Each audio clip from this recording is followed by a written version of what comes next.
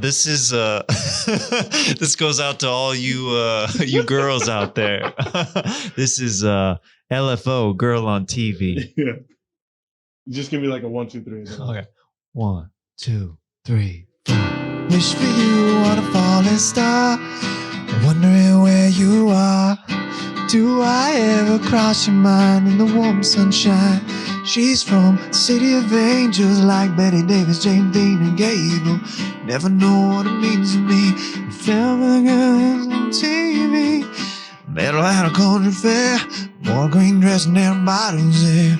Held out a blaze till she looked into my eyes. Oh, shook around 9 p.m. now. Never gonna be the same again. Never had to be on a movie screen to be the leading lady of all my Shooby-Doo-Wop and Scooby snacks. Met a fly girl that can't relax. The only problem is she's a movie star. Oh, my friends, they won't believe me if they could only see me. At the risk of sounding cheesy, think I fell for the girl on TV. Wish for you on a falling star, wondering where you are. Do I ever cross your mind in the warm sunshine? She's from the city of angels, like Betty Davis, James Dean, and Gable. Never know what she means to me. I fell for the girl that's on TV. Yeah, yeah. Ooh, That's a way to start a podcast. That's a way to start a podcast with a freaking banger. Just learned it like 30 seconds ago. I know. I was like, hey, Shapel, can you learn this real quick?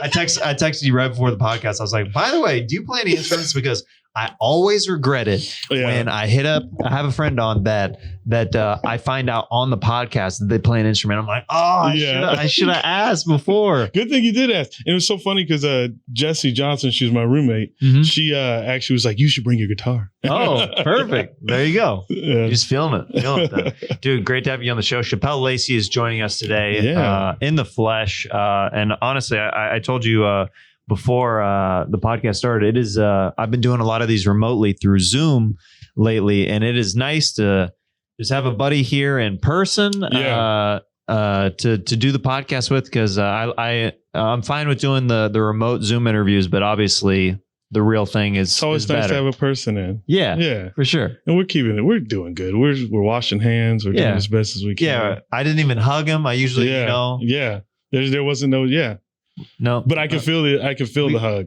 feel the positivity. I just feel it. I'm just like, I felt that. You walked in smiling, and I was like, today's gonna be a good day. I'm constantly smiling. That's a good trait to have, honestly. Like sometimes I'll see people who always have their brow furrowed, and then you're like, are you okay? And they're like, what? and they don't even realize, that's how they're holding their face their entire life. And you're like, just chill out a little bit. It's all right. It's all right. Everything's going to be okay. Everything's going to work out. I'm pumped to have you on the show, man. I've known you since you lived in the Phoenix area. Yeah. And you were a big, you were one of the comics to watch in that scene before you moved out here to LA. And dude, I'm so happy. I know. How I'm quickly happy to be here. And how quickly people are accepting you, and like how you're in the mix like right away. It's awesome. Yeah, you know what that's I mean? What's been insane is like how quick I've been in the mix. I was like, oh, I didn't know it was going to happen like that. Well, if you weren't good, it wouldn't happen. Yeah. It doesn't just happen for people like, man, that guy sucks. Like, why is everybody just accepting him all of a sudden? No, people like to be surrounded by talented and positive people. So it's cool, man. How long were you doing stand-up in the Phoenix scene before you moved out here to LA? So I think that was, how long was that? Damn, I think I've been doing like 8 years total. I've been here for 2 years. Okay. 8 or 9 years total. Been here. I just hit 2 years last month. Do you feel like you're starting to be more of an LA native now? Oh yeah. I always tell people, I feel like this is my home. Like I get that I was like born and raised in Arizona, but like that was off default of like my parents. Yeah. Like he like when I moved here, you don't get to choose where you were born. Yeah, exactly. Yeah, and yeah, like yeah. coming here, like I feel like, oh, this is my foundation. Yeah, this is me. know? Yes, that's how I feel about like living here. Like I feel, I don't know. I felt it immediately, pretty much. Like as soon as I got here, I was just like, this is my home. Yeah. This is dope. It's a good feeling. Yeah, it's a great feeling. Yeah. That's awesome, dude. I want to get to know you a little bit more about your past a little bit more, because I kind of only, we do a lot of passing by through different spots, like through the Comedy Store or wherever in LA, and it's always good to have people on and get to know them a little bit better through the podcast. You know what I mean? 100%. How did you meet Jessie Johnson? Like I know that she was a comic in the Phoenix scene. just the Phoenix scene. Just being a comic, and then we did like a sketch show together, literally the worst show ever. You've done it before. Yeah. I love that show. So we were part of that show with Anwar Newton. Anwar Newton, Michael Turner. Yeah. So we were part of that, and that's just how we clicked. And then I was just like, man, I'm gonna move to LA. And then she was like, I got a spot. I got a spot for you, which is like, you usually don't hear it that quick. You have to like search. And so I was like, and like, because I think when I said it, I was kind of like, with it, but like when she said she had a spot, that like solidified it. I was like, okay, then you're like, this is meant to be. Yeah. I was like, for it to come like that and that natural and organic, I was just like, okay, then let's make that move. Let me capitalize on this moment right here, because especially that's a big stress of moving out to LA, is not really knowing where you're going to live or anything like that. So her just being like, just come. I couldn't imagine just like, I know people just go out and like they'll search for, housing here, but like I didn't even really have to look. Like she was just like, and it made sense, because it's like I work with Jessie, and we're friends, and like we really get along together. So it was just like natural, That was my experience when I moved to LA back in 2009. Was I drove out here from Kansas and looked at places. Yeah, and that's a 25-hour trip from Kansas. But I wanted to check that's out. Got to be a drive. Oh yeah. I had to look at apartments on Craigslist in person, and some of them were straight up depressing. Where I was like, because you can't afford hardly anything when you move out here, and I was looking at places, and this one guy had like a snake in the living room, and I'm like, I don't think I can live at this. What the hell was it? Ari Manis?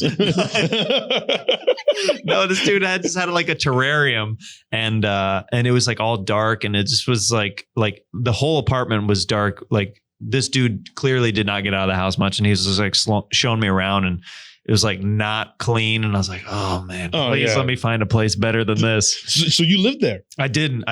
Oh, got it. I couldn't. That was one of the places I looked at, and I was like, if these are all the Craigslist options, I don't know if I can like commit to this right yet. But then I found a place where I was like, okay, if my deposit goes through on this place, I'm moving in here for sure. Yeah. And they had somebody ahead of me, and that person ended up, their credit check failed, and I got it. They were like, Jeremiah, get in here. Yeah. Been there since? No, I did stay at that apartment for the first 5 years I lived in LA though. Oh shit. Yeah. And I had roommates that would swap in and out. You said 09? Mm-hmm. What is it, 2020? Oh, okay. Yeah. Damn. And then I've been at my current place with my apartment with my wife the last 6 years. Last 6 years, okay. Yeah, the last 5.5 years. So yeah. Look at that. Yeah, you've been fucking doing it too. Trying. I see you. I see you, man.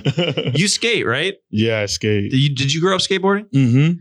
Yeah, dude. What level did you get to with your skateboarding? I got pretty damn good. Like I could have like gotten sponsored and like all that stuff. Really? Yeah. What was one of the best tricks that you pulled off doing? One of my favorites is a frontside flip. That's like one of my favorites. Mm-hmm. Switch 360 flips. Yeah. I love doing. I love doing stairs. I was just about to ask you, did you used to do that down like 5 stairs and stuff like that? Yeah. Well, I like the bigger, like the 9 stair, 10 stairs and stuff. I loved it. Yeah. I loved it, man. Like that was like my favorite thing was just to do big shit, because it like I don't know, like my brain, I think my brain's just always been like that. Mm-hmm. Like I've always I taught myself how to do backflips and shit and all, like when I was younger. So I was always interested in like big things that like the human fucking body can do. Well, that's the thing. If you're already used to, like, when did you start doing like the acrobatics and like the cheerleading stuff? Like what age? So I taught myself the flips when I was like 5. Whoa. 5 or 6. Yeah.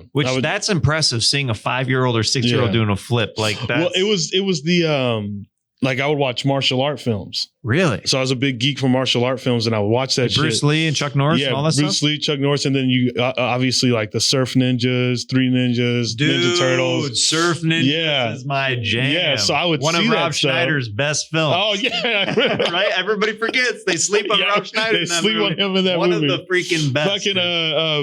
Fucking Naked Gun homies in there too. What's his name? Leslie Nielsen. Leslie Nielsen. Yeah. Leslie Nielsen's he's the bad guy in it. Yeah, he's the bad guy in it, like the robotic weird dude. Yeah, he's got the the hand. So I would see that shit, and then I would just go outside and fucking, I would just start flipping off like stuff, and then I would, at first I would like land, like I would just see if I could do the flip, and I would like land on like my back, so I kind of just like slowly flip off like a lunch bench, right? And then I was like, okay, I got to get to my feet. And there was something about like, I don't know why I just understood the concept. Like, okay, if I flip, if I flip this much more, then I'll get to my feet. Cause like I said, I was flipping to like my back just to see if I could flip. And then I just started I was like, okay, put your feet to the ground. And then I got my feet to the ground. Just self-taught. Just trial and error. Yeah. And then the cheerleading was when I was 15. Okay. So yeah, you're already, by the time you got to the cheerleading, you're like, this is nothing. I'm already flying through the air. Like, yeah. So like when people like think it's wild that I did it, I go, honestly, it makes sense. Yeah, the progression, it makes more sense to me the more I hear. Like if you're comfortable skateboarding and going off stairs and stuff like that, and kind of thrashing your body, because you end up. Well, you broke your arm, didn't you? Yeah. I just remember mine was embarrassing though, bro. I wasn't doing anything like impressive at all. I was dropping in off a dumb ramp. Like it's so sad. The video it's probably one of the cringiest things in my life. But you know what? I appreciate that it's on camera for memory's sake, because I can pinpoint the exact moment where were you not good at dropping in? No, I'd only dropped in off smaller stuff, and I had just dropped in earlier that day off of multiple times off of a smaller ramp. And when you have the adrenaline and your confidence and you push yourself a little bit too hard. I went off one that was like just a little bit too steep for me. Okay. And like I just didn't commit. My front foot fell off the front of the board, and I just pancaked. I just went. Pew. It's so funny because dropping in is the easiest thing to overthink. Oh, for sure. For sure. Yeah. It's literally really easy because all you do is just fall. Like you just put your weight down and then you roll out of it. Yep. I mean, it sounds simple, but I can get why people for sure. Because it's kind of like a free fall in a sense, but well, it's that hang time that kills you, of that moment where you're leaning forward, because it's a sensation that you don't feel doing anything else unless you're skydiving, but then that's just free falling after that point. Yeah. But with that, there's just that moment where your body is sending messages to your brain. This is not right. Yeah. What's happening? You're going to hurt yourself. Like you're freaking out on the inside. And that's why if I wouldn't have freaked out, if I would have just like even crouched more, and then rolled out of it, I would have been fine. Yeah. Yeah. That's the thing. Like there's safe ways to get out of it. Yeah. But you just like fucking just ate it. Because I was like, I'm going to commit to this, but I committed to the fall the wrong way. You know what I mean? Got it. So I was like, I'm going to stay, you know what I mean? I'm going to stay riding this board. But like, I didn't, like, as soon as my front foot fell off a little bit, it was just, straight to the cement, straight to concrete. Had to have my buddy drive my car to the hospital for me. Oh, shit. I was in so much pain. Oh, damn. Yeah. Did you know it was broke? I was like pretty sure, because I had sprained an ankle years ago, and I've like I've gotten a bunch of I've like cracked my head open doing dumb stuff, of like chipped teeth. But you just knew it. Yeah, it felt different. It felt different. Like right away, I was like when I lifted my arm, I was like, oh, I think this is broken. Yeah. And there's like this cholo dude that was like trying to like. He was like at the park who had saw it, and he was like trying to be a doctor from. Like just a third person. Like he's like, oh, bro, like, can you lift it, bro? Like, can you turn your arm? And I was like, I don't think I can. He's like, fool, that might be broken. like he's giving me. Was this in Venice? No, this is in East LA. Oh, in East LA. Oh, okay. I think it was Belvedere Park. No, maybe. I don't know. It was somewhere in East LA. Damn. Yeah. Damn. Yeah, I know. It was rough. Like, I wish I would have been doing a 9 stair when I broke my arm and been like, hey, that's how I broke it. Dude, it was extreme. Guys, but since I did it in the way I did, I have no cred whatsoever. It's just like, oh, that's just sad, man. That was a dude who was it a big ramp? Huh? Yeah, like Joel said. So Joel Jimenez was with me when, because he was like, him and some other David Deary was also there. They're like, you got this, bro. Yeah, they were kind of like, pushing me towards doing it. Joel said he went back to that skate park and he said he felt bad that he pushed me to do it, because he goes that's kind of a scary steep. Yeah. Right? Because I don't know what we were thinking. I think that we were all just jazzed that you had been dropping in consistently on other stuff. Yeah.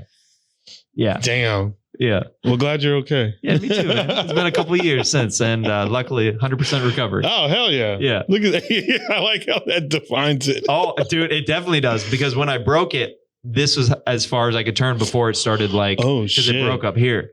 Damn. Yeah. At least your shit wasn't like all twisted funky. Oh, I know. I have like a knot for life. Yeah, that would have sucked. Yeah. Yeah, for sure. Did you ever get any injuries cheerleading?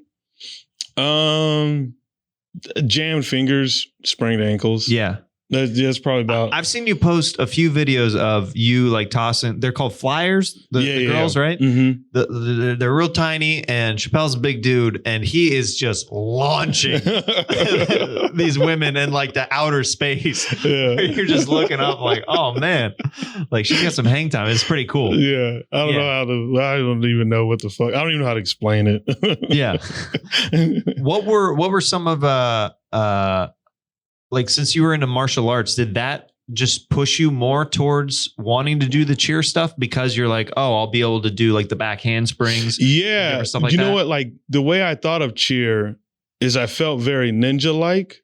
Sure. Like that was like where I like felt like at my most like, I don't know, even without obviously with the fighting, but to be able just to, throw people in the air like that and then do the flips along with it. Like it just, I don't know, I just had this connection with it. I kind of like, it's like, I don't even know, like I randomly just get good at shit. Mm-hmm. Like, and I think I'm just kind of like unconscious to it in a weird way. I don't know how to explain it. Like, I don't know.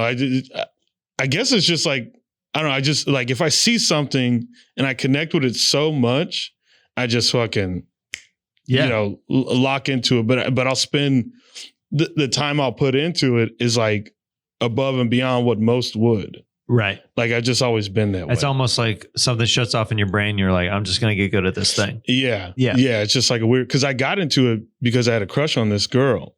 And then, which is probably the straightest story I've ever heard for cheerleading.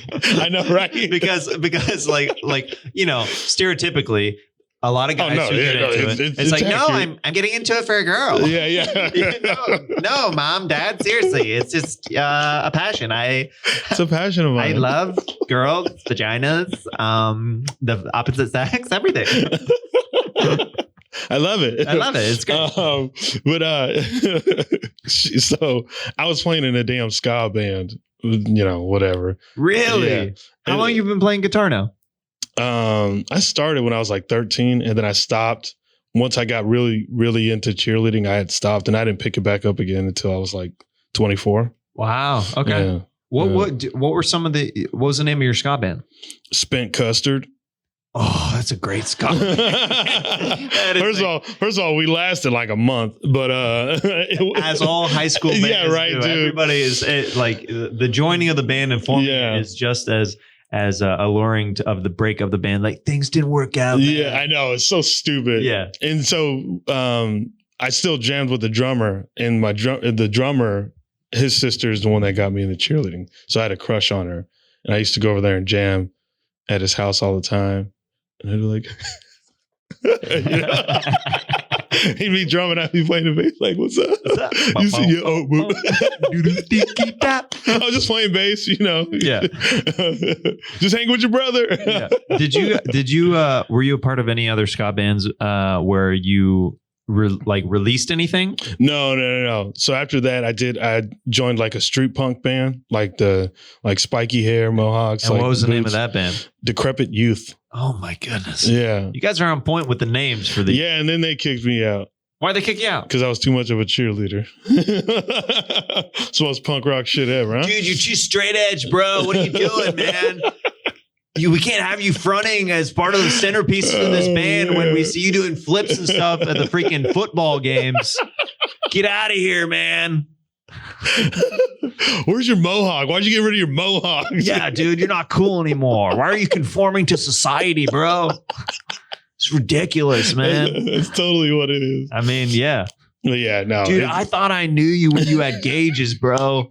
But when you removed them and started throwing girls through your holes in your ears, that's when I was like, I'm done with this. Done. Kicking them out of the band. Dude, what were some of the, even though they didn't get released, do you remember any of the song titles? Self-Destruct. That's actually the one I remember the most. How did that one go? You know, I didn't sing it. I played the bass in it. It's fucking my do a mouth bass impression. Yeah, one of my friends, my friend Dorian, he had like the most like demented fucking ways of thinking.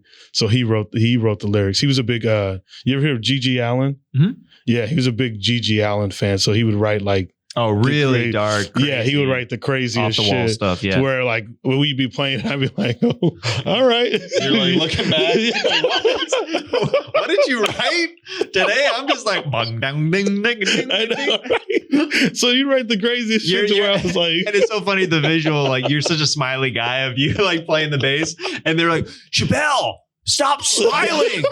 Stop smiling, man. We're trying to come off hard and against society. And songs like Self-Destruct, and you are a ray of sunshine in the corner, man. Freaking, you're blown. We're not Alanis Morissette, dude. Yeah. Well, actually, that's kind of sad. She read some crazy ones too. She did. I'm here to remind you. Yeah, dude. Yeah. Oh gosh, it was fun though. She was fun. I mean, that both bands, you know, lasted like, you know. Yeah, pretty much very little, you know. And so like that's why I love stand-up, because it's literally by myself. Like I don't have to worry about a fucking getting a group together to where I'm like, oh guys, this is fucking annoying. It's a blessing for sure, especially me being a part. You said, you know, you did sketch with Jesse Johnson and you've been a part of different ensembles. It's it's a cool thing when you also have a project that's just you get all the rewards, and then you also feel it when you bomb. You know what I mean? Yeah. Like you just take everything. Mm-hmm. And yeah, because I don't know. I like to put all the pressure on me. I like that. Like, is it because not a lot of people handle pressure the same way. Everybody handles it way differently. Yeah, and I'll take it all. You know, to be honest, like I'll give it to me. Throw it on me. I'm a high stakes performer guy where some people, there's some comics that are like, they never want to know who's in the audience. Yeah. They're always like, why would you tell me? I don't want to be in my head. You know what I mean? Yeah. And I always want to know, because I'm always like, oh, so-and-so's here? Yeah. Yeah, fucking like, turn it up. Let's do this. It's fucking rocket just going up. Just Iron Man it. Yeah. You enter on stage like that, just fucking, what's up? Hey, how's it going? They're like, okay, this guy, 2 words, too much. We're trying to cast an ABC Family show right now, and this guy is just not doing it for us. Okay. It's always funny when people take that as like crazy pressure, like of like execs being in the audience and shit like that. You're just like, fucking do your fucking set. Well, the thing, how I look at it, I try to look at it as thing is like, I already don't have the thing that they're offering. You don't have it, and I'm a pretty happy guy in general.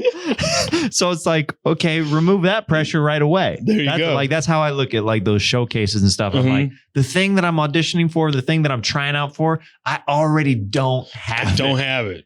Like, and as long as you're like a happy person, like currently, then it won't affect your mind too much. Yeah, it's like, what have I been doing without this? Oh, a lot. Yeah. I'm trying to think who. Oh, Selena Gomez was in the audience. What was I doing? Oh, the Laugh Factory. She was in the audience. It seems like her and Bieber love the Laugh Factory. Oh, he goes there a lot too? Yeah. Oh shit. Yeah. She was there when that earthquake happened the day after 4th of July. Oh, really? I could have said July 5th of last year. It's all good. People were like, "Oh no, I know where I was that 4th of July." But if you say July 5th, like, why does he know the date like that? I just remember it was a big earthquake. Yeah.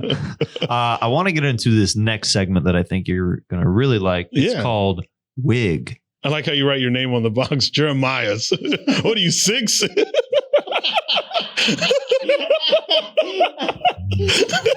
Hey man, I don't want people to be stealing these wigs. Don't touch. Come on, man. I put this in my fridge every night. This is Jeremiah's wigs. Put them in the freezer to disinfect them every night. Okay, so this is how this segment works. Okay. I'm going to choose a wig for you. You're going to choose a wig for me. And we're going to try to figure out who these people are together. Okay. That's fucking hilarious. Look at me. Hey, the camera adds weight. What the fuck?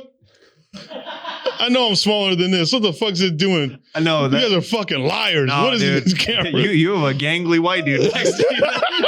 That's what the camera is adding. You're like, man, there's something wrong with his frame right now. Oh, it's that white dude in the corner.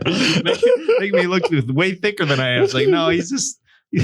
I knew this chubby girl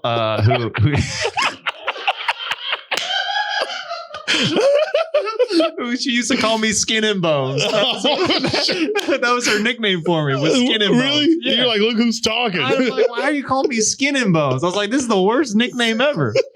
Anyway. That could be your punk rock name. Skin and Bones. Yeah, we got Skin and Bones over here on the fucking drums. Wait, what's up? It's Skin and Bones.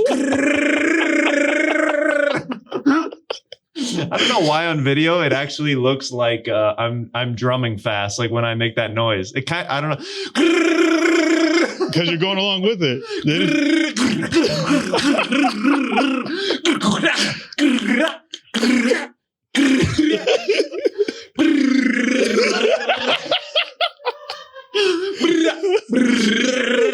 I don't know if anyone does drum fills that fast. I know, right? Unless they're in like a fucking Norwegian black metal band. Yeah. Then they probably do. Get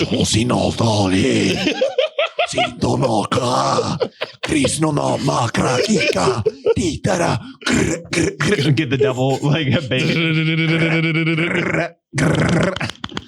Something like that. Yeah. So who are these people? Who are these people that we're looking at? What's up, man? I'm Stan. I originally, I usually, I kick it at like the Roxy, all that stuff, and Rainbow. You've been to Rainbow Bar and Grill. Yeah, that's right. Yeah, you might know me because I was how Tommy Lee was the drummer for Motley Crue. Yeah, so originally I was in Decision. I didn't get to jam with them, but for real? I say I was in Motley Crue. Dude, I've been off and on. I've been a roadie for Godsmack for 10 years. Oh, dude, for real? Yeah. Godsmack? Yeah. Dude, they fucking sing yeah, man. Yeah, dude, they fucking sing it. You know their work. Oh, come on, man. Yeah. Who doesn't know Godsmack, dude? I also did 2 years as a roadie for Rob Zombie. What? I am the Astro Creep, and then it's down to the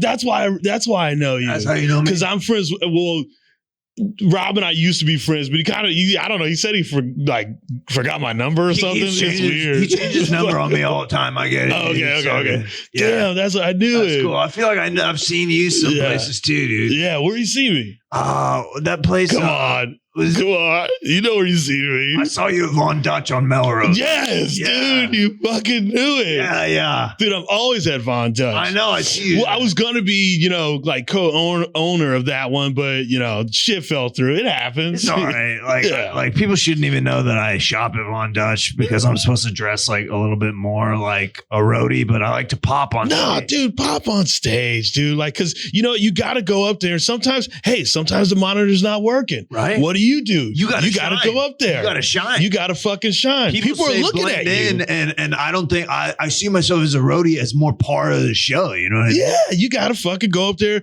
fix the monitor, wave to the crowd, walk off. That's a big job, man. It's a big job. I've got a cousin named Moshpit who is a big You got a cousin named Moshpit? Yeah, what a great fucking name. He's a big roadie for, he does like a lot of comedy rock shows and stuff like that. Yeah.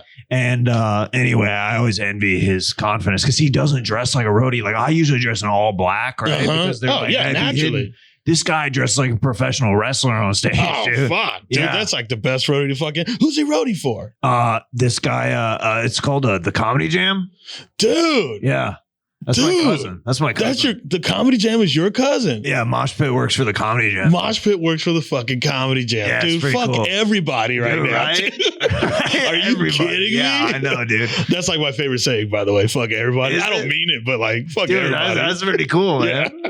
Yeah. You can use it. Can I? Yeah, of course. That's cool, man. I feel like we're pals. Like we've known each other for years. Dude, once you meet somebody that's behind the scenes or in the front, man, I feel like if you've been in a band or behind the band or behind the music, you're brothers for life. Yeah, brothers for fucking life, dude. Yeah, dude. We should get it like tattooed. I'll get on the knuckles. Yeah, I'll get for life, and you get brothers. Yeah. So like, dude. Yeah. So whenever people would see us, they're like, "Oh, that's the brothers for life." Yeah, for sure, dude. It's kind of catchy, dude. Fuck yeah. Well, I guess I'll see you at the Rainbow Room on Sunday night, man. Dude, you go on Sunday night? Of course, I go on to the Sunday night Rainbow Room. Dude, you're like, I swear, dude, we're like brothers. Kindred spirits, like. Brothers. We said it kind of. Yeah, we kind of said it. We'll work on it. Yeah. It's like we're almost twins. Yeah. It's almost like we came from the same mothers. You get it. It's almost like we're from the same sister state. Oh man. Yeah. It's almost like we have the same. Blood. Yeah. Because like we like vampires and shit. Yeah, we love vampires, dude. Did you like the Twilight Saga? What? The Twilight Saga. Did you like it? Yeah. Dude, I got real nervous that you weren't. Well, I didn't know who was around. I know. We gotta kind of check our ones and twos. Yeah, because we're big things in the rock industry. Yeah, dude. And if you check your ones and twos, you're literally just going like this. So maybe why don't you check my 3s and 9s? Dude. Yeah, it's like one of these. Yeah, totally, man. All right, well, I'll see you later. All right, brother.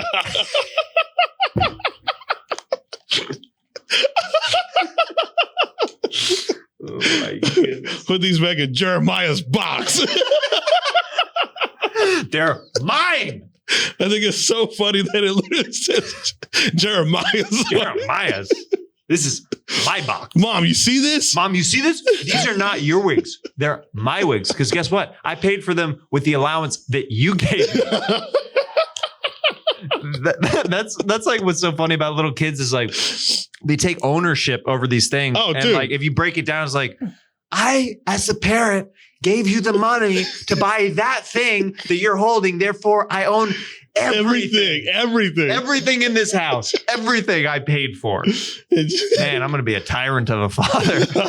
I own everything. I'm just writing. I write on Sharpie Jeremiah's across my kid's forehead.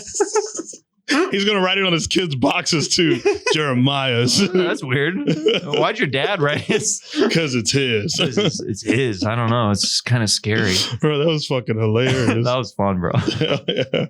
I didn't know how I was going to do. Oh, dude, it was fantastic. Oh, okay. It was fantastic. You get it? Oh, there's a little bit of a blonde wig hair in your on your shirt. Oh, shit. A little bit. Whoa, that's a long one. That hair wasn't even that fucking long.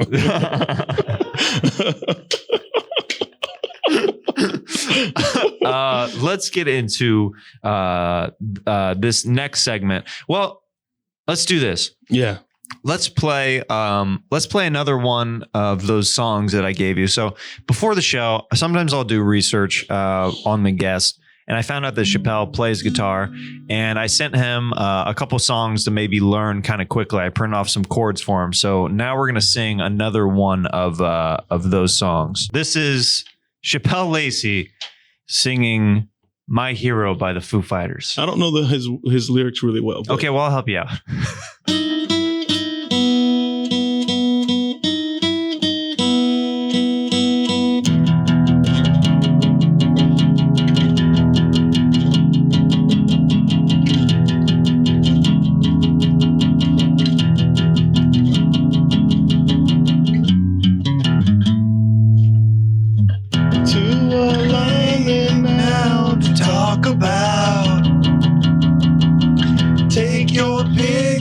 Down and shake it out.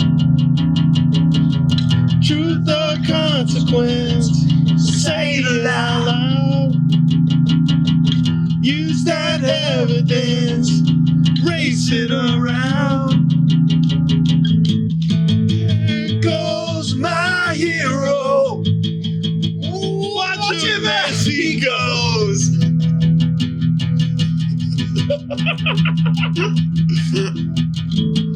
There goes my hero. He's ordinary.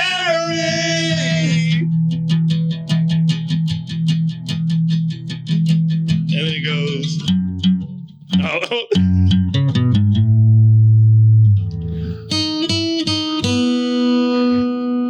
The best of them bleed it out, while the rest of them peter out. Truth or consequence, say it loud. Use that evidence, race it around. There goes my hero. Sliders in the air. Watch him as he goes.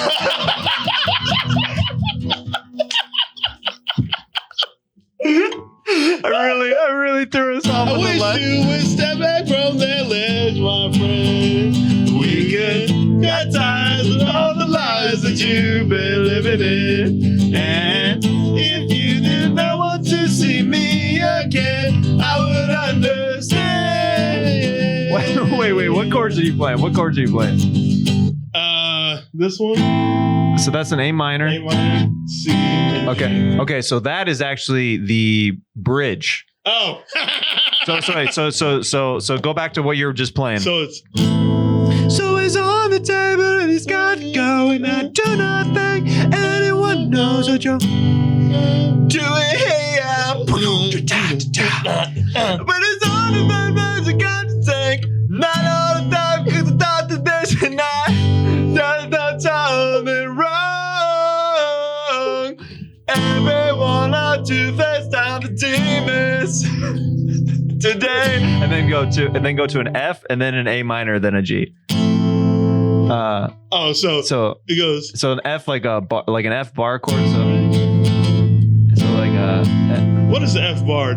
So like move your pinky down to no. So keep the first finger barred across the top.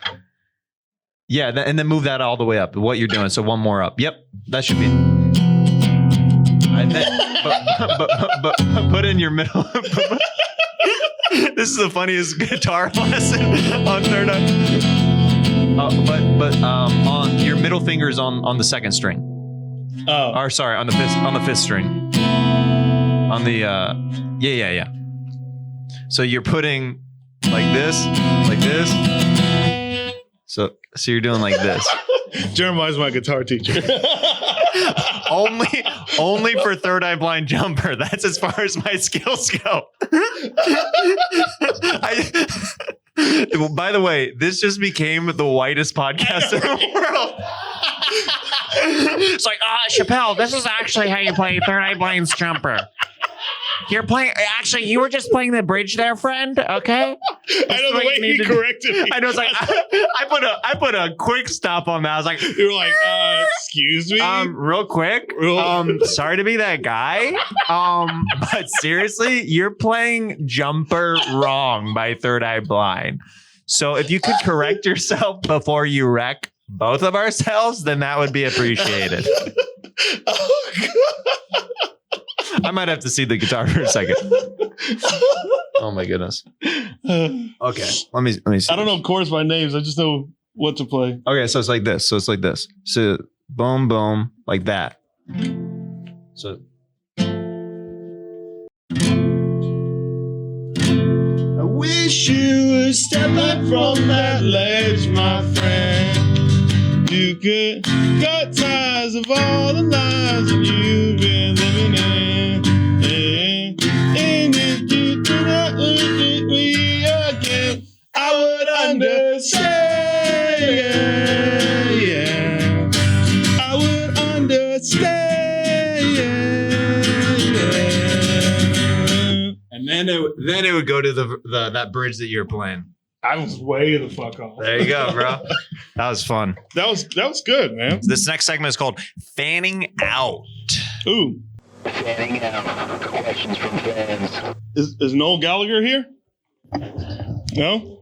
Noel, Liam Gallagher, are they here? Oh, are they? That's who I would fan out about. Oh, well, that might come up. That might come up, dude. Do you know Wonderwall? How to play it? Uh-huh. That's the only Oasis song I've refused to learn how to play. Because it's so requested, right? So requested. So that's obviously a pet peeve of yours because you're a big Oasis fan. What's your go-to Oasis song to play when somebody's like, oh, you know Oasis? And you're like, no Wonderwall, but I will play this. Yeah. My go-to whenever I probably Live Forever. Live Forever? How does that one go? Maybe I don't really know. Hold on. I said maybe. No, that's Wonderwall. I don't really want to know how your garden grows.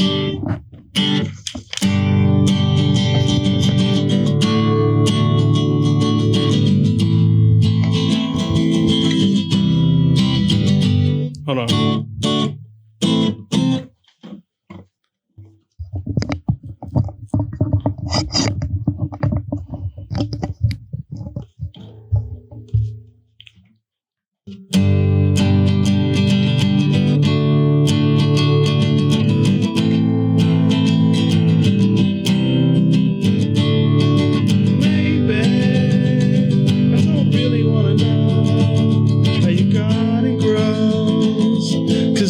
Just wanna fly. Damn it, I fucked it up. Man, how am I gonna fuck up my go-to song?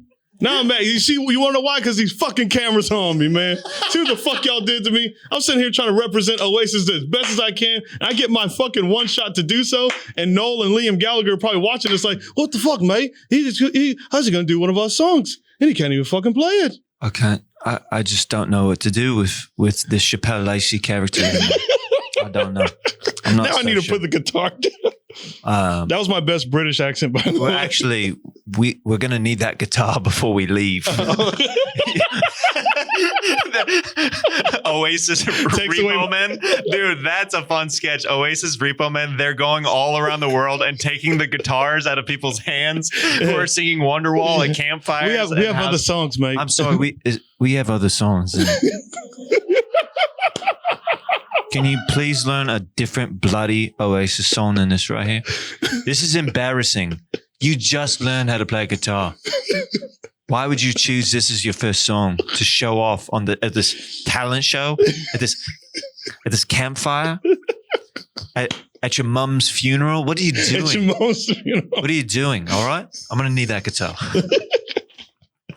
Oh, Oasis Repo Man. Let's hear it. Somebody was asking, do you remember any of your cheerleading routines at Chesterfield Face on Instagram? Do I remember any of my cheerleading routines? Like I don't know how it works. Do you know what I mean? Like the chants and shit? Uh-huh. Do you remember any of those? No, that's the shit because I had a megaphone. You had a megaphone? Yeah, so I didn't have to do a lot of the cheers. Wow. Yeah. I had to shout that shit. Yeah. They were like, defense. I'm like, yeah, defense, motherfucker. Defense. Defense. What's up? Defense. Like, man, that is one hard cheerleader right there.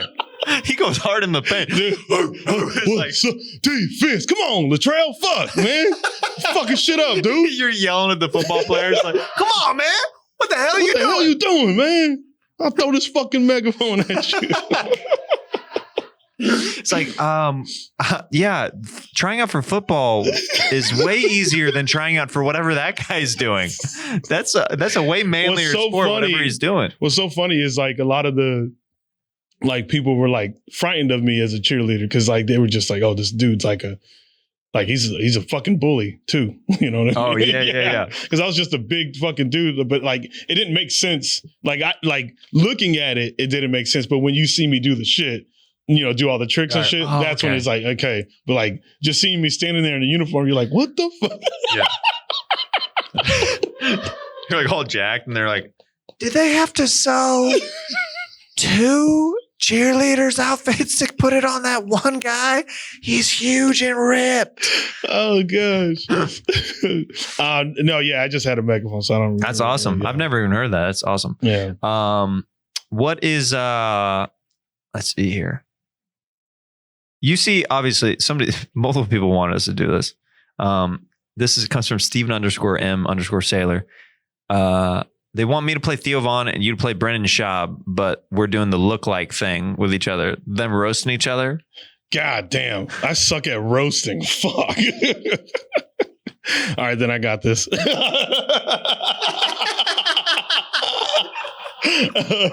Hilarious. Hey man, you look like That's really good. Hey man, you look like a bag of Nesquik exploded in a t-shirt. You look like somebody had stuff in a locker. Hey man, you look like you look like a volcano that lost its top, bro. You look like fucking lunch lady with an ass. Hey man, you look like a member of the Beatles, like if it was an insect, man.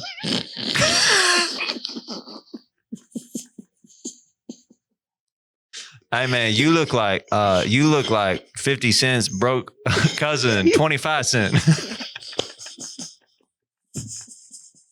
This is so silly.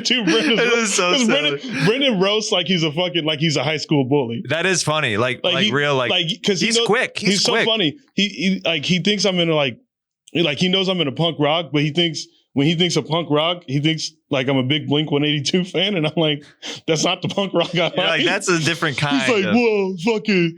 So it's still funny, that's how Brendan roasts. Well, your mom, yeah, for sure.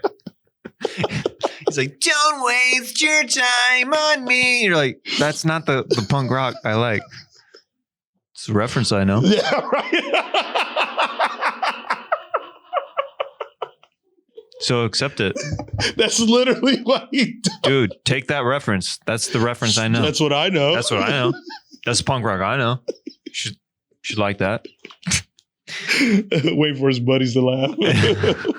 Right? Disclaimer, I love those guys, by the way. I posted a video of Tim Dillon riffing on Brendan's antibody test, and there's a bunch of people that are like, screw Brendan. I'm like, dude, we're all friends. We're literally all like, people don't take it seriously. We all hang out. Yeah, for sure. We all talk to each other on a regular basis. Callan was in here doing a podcast yesterday, and I was dressed up as Dalia, and I took a selfie with we'll throw it up as a graphic. Will you make a note of that, Anthony? I took a selfie with Callan as Dalia, and it's funny. Like people, it's crazy. Me just dressing up as Dalia with Callan is one of my most liked photos because they're so beloved together. You know what I mean? Oh yeah, they love their friendship. Like the way they go at each other is so funny. Fucking, you had the watch and the fucking tattoo. Oh, I drew on the tattoo. Yeah, I was like, damn, dude. let's see. Do you this comes Nico Freako Smith on Instagram. What's up, Nico Freako? Do you keep up with skateboarding today? If so, who's your favorite skater and skate brand? My favorite skate brand is Baker, and my favorite skate brand is Baker. Baker. 13-year-old Shapel skateboard is coming out. Baker skateboards, and my favorite skater is probably there's so many. To this day, like Ed Templeton, Andrew Reynolds, and Justin Figueroa, as far as like newer ones. I used to play Andrew Reynolds all the time on Tony Hawk. Oh yeah, all the time. He's the best one. So that's my favorite one. The Christ Stare. Come on. I know. And I love Nija Houston. I do love that guy. That guy's fucking consistently dope. Yeah, those are my favorites. Let's see here. At Rhymes Against Humanity on his Instagram. First albums you bought. First album I bought was Dirty Rotten Imbeciles. Dealing with it. Minor Threat. Was GBH. City Baby's Revenge. And then how old were you when you bought these albums? I think I was 13. And then the other one was Black Flag, first 4 years. Dude, this guy's really into punk rock. I mean, he got into it early. Yeah. He stuck with it. I like that. That's freaking dope. It's funny. We were having such fun conversation that we didn't even use these vocal effects the entire time, but it's all good. Every episode's a little different. Hello? I mean, somebody's calling into the show, I guess. Who's calling in? I don't know who's calling in. Oh, I'm on. Oh, it's me. I'm the one that called in. Who is this? Hi, this is LaMichael. Did you just say LaMichael? Yeah, LaMichael. Yeah, my mom loves me. Okay, LaMichael. Did you have a reason for calling into the podcast? Yeah, I'm a big anime fan. Okay, LaMichael, who are some of your favorite characters? You do more like Yu-Gi-Oh? You more into Pokemon? Or are you just more into just like the porn stuff? I like it. I thought this was a porn show. Oh, you've called into the porn show. Yep. This is called The Porn Show. Yeah, the porn. Yeah, the porn. Yeah, so anime. Yeah, let's talk. You guys only available on LimeWire. The Porn Show. You're watching The Porn Show, where we take calls from underage kids and ask them what their favorite anime porn is. So, LaMichael, as you were saying, yeah, Sailor Moon's great. Sailor Moon. Okay, that's nice. I like Sailor Moon. My sister loves it too, which makes it awkward for me.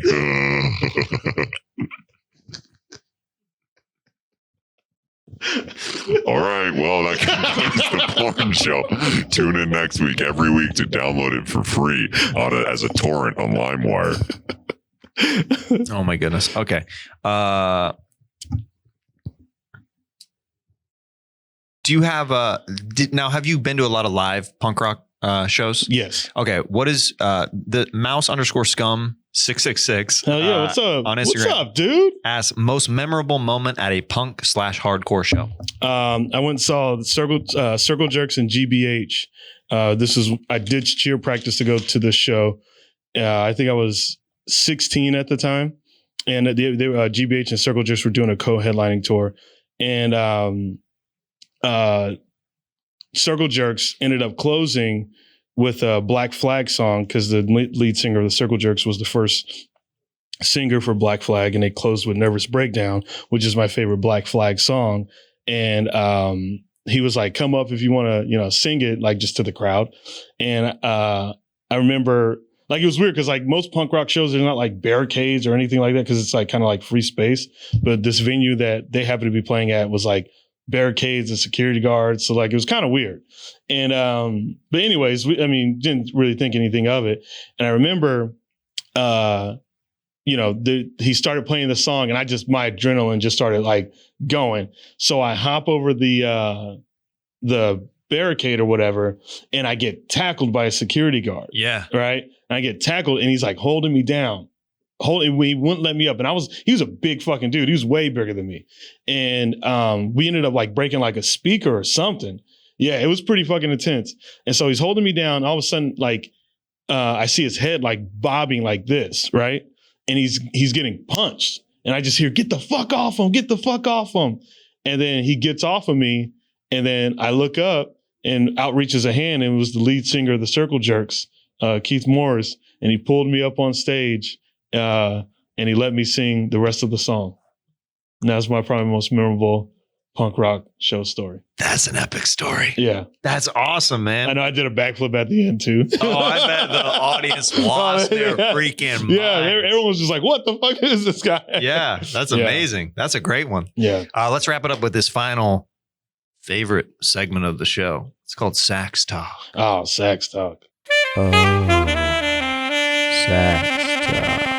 All right, so this was, I think I was 22 years old, and I was at cheer camp, and the camp was on a beach. No, behold, it was on a beach in South Carolina, Myrtle Beach to be exact.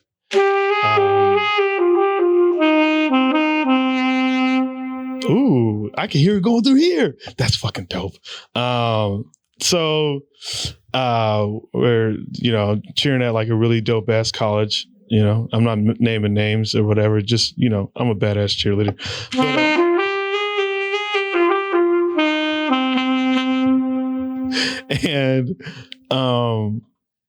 cheer camp, you go through, like, if you're a rookie, and I was a rookie, you go through like your, cheer initiations, which they're all like pretty lighthearted and, just fun. And I remember one of the evenings, we had got pretty tipsy. And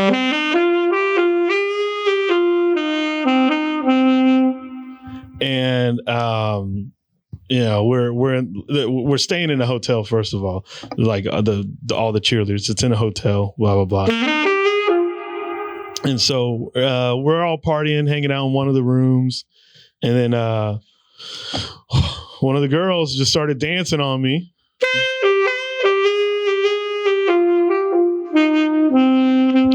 And it was, she was obviously wearing short shorts, no undies, and so. And I got pretty rock hard, I can't. I don't know if you guys can really tell, but I'm very uncomfortable talking about sex stories. So I'm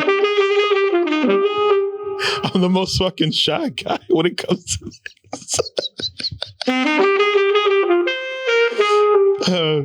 So I was like, I mentioned to her, I was like, oh shit, you got me pretty hard. And she was like, let me see. And so I whipped it out in front of everybody in the hotel room. And they were like, oh shit.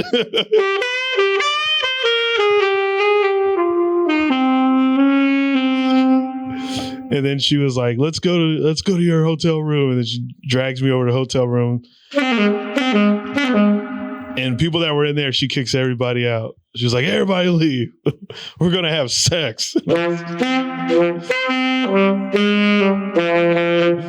And mind you, this was my second time ever. So I didn't know sex went down like that. I didn't know it was that aggressive. I was like, oh shit, okay. So we start getting down, getting naked, and just start going in. And she's like, talk dirty to me. And I was like, and I go, how does that feel? Well, needless to say, I felt this weird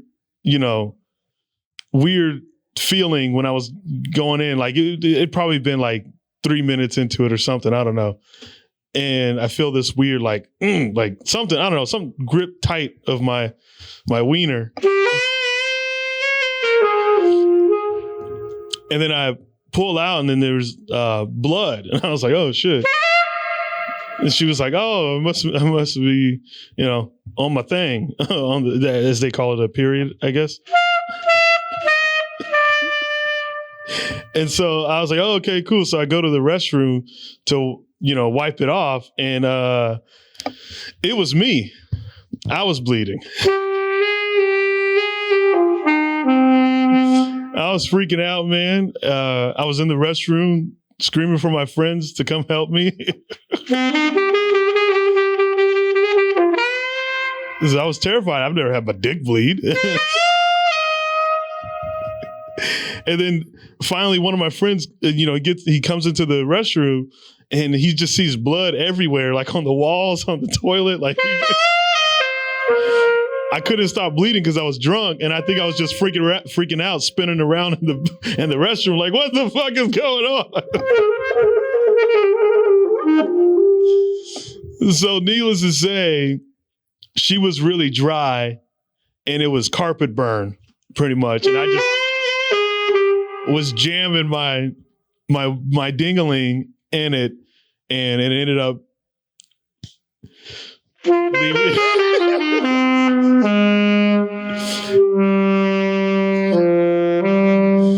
It ended up leaving. It ended up fucking me up, and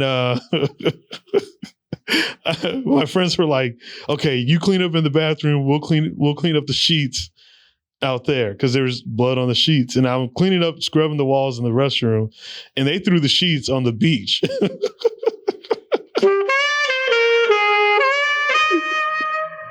But the best thing about that story is that my dick healed really, really fast. I think it was like 3 days.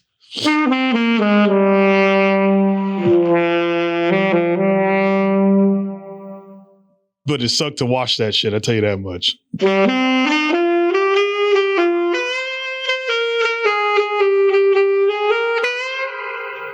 And that's my sex story. Bro, that was a sharp left turn that I did not see coming. I was like, oh, okay, yeah. And then all of a sudden, it was my penis. I was like, wow. Yeah. Okay. Dude, it's so funny. As I was telling this story, I just kept sinking lower and lower. I saw that. I saw that you getting more and more uncomfortable. Dude, think about it. If you were just telling that without the sax, how even more uncomfortable you'd be. Yeah. That'd be like awkward. with no music masking. And you're just sitting there looking at me. I'm just like, uh-huh. Like you're a talk show host. Yeah. Tell me more. And now, how dry was this vagina? Tell me about that, dude. I like that the girl was like, he got a big thing. Let me work it. My thing now, flip it and reverse it. Like right away, she's like, everybody out of here. I'm going to have sex with this guy. He's got a big penis and this girl's ready. Give me a D. What does that spell? Chappelle. Oh, God. Bro.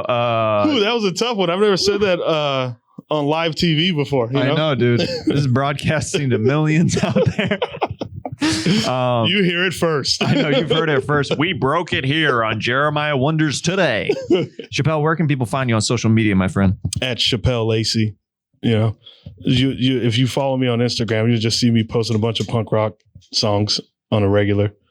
And then I post a cute picture every now and then. I like posting my face. Why not? Why not? And now you've got an LFO song in your repertoire. Oh, I know. I can't wait to play that. Dude, you're gonna bust that out, and I know. I am. Oh, one of the jams. It's one of my homies. It's one of his favorite songs. Oh, perfect. Yeah, he's always singing it. I'm like, dude, what the fuck are you doing? But now I know what he's doing. Like, I have another white friend who introduced me to LFO, and we made it happen here today on Jeremiah Wonders. Love you, dude. Thanks for coming in. Thank you. I'm so happy so much fun. how well you're doing. Also, check him out on King of the Sting. Yeah, King of the Sting. You're also on there. And thanks for coming by, buddy. Oh, yeah. Thank you. Appreciate it.